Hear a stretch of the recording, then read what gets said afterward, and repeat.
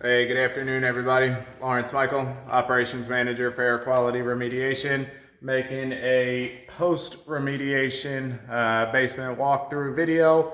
I did the pre-remediation walkthrough of this job.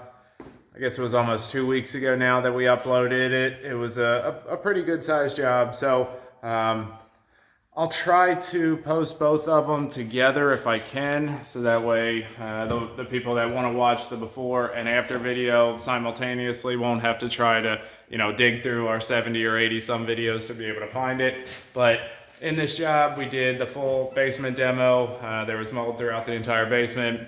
It was a finished basement, so we went through, did a complete demo throughout the entire basement, as well as clean the air conditioning unit, which we can see behind me. And then all the ductwork, so the ductwork in the basement as well as the ductwork throughout the entire house. Generally speaking, if there's a contaminant in the basement and the air conditioning unit is in the basement as well as ductwork like we see here, it is potentially contaminated. The ductwork as well as the vents and through the rest of the house, it is potentially contaminated. So whenever we have a basement that needs a mold remediation and the air conditioning unit is in the basement, we just go through, clean the air conditioning unit as well as all the ductwork throughout the rest of the house.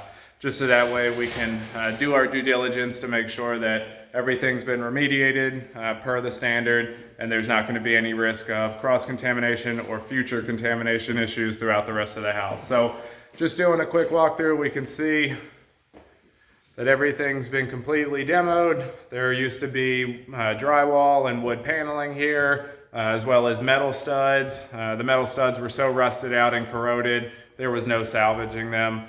So we can see all the demos been completed. The only thing that was left was this bar. The bar had sentimental value to the homeowner. It was her father's bar that he built, so we did want to salvage that for her, so that's all been decontaminated. And we can see everything's been encapsulated with the antimicrobial sealer that we use. So that's a white sealer that's covering everything that prevents future mold growth from occurring. And then everything's been decontaminated. So the bar, all the items, all the surfaces throughout the entire basement. It's really clean. The floor's all been encapsulated as well. There were some tiles on the ground that we scraped up. They weren't ACMs, they weren't asbestos containing materials, but who knows whether the mastic holding the tiles down were ACMs or not. So we did just decontaminate the floor and encapsulate it as well.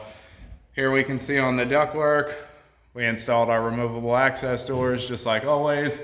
These removable access doors allow us to get inside the ductwork to be able to see inside, as well as for future cleanings. It makes it pretty simple and more cost effective to be cleaned in the future. I get asked all the time, how often should the ductwork be cleaned? It's dependent on where you're at, what's around you, if you have animals or different factors like that. So there really is no one quick, easy number. So we install these removable access doors so we can get inside the ductwork all the way through the house, and then we put the removable access doors back in, so that way the next time they need to be cleaned, it's a real simple, easy procedure, and it does save money on the next periodical cleaning. So as always, I appreciate everybody watching. Thank you for your time. If you have any questions, definitely put them down in the comments. Check out our next video, and everybody be safe, and we'll see you later.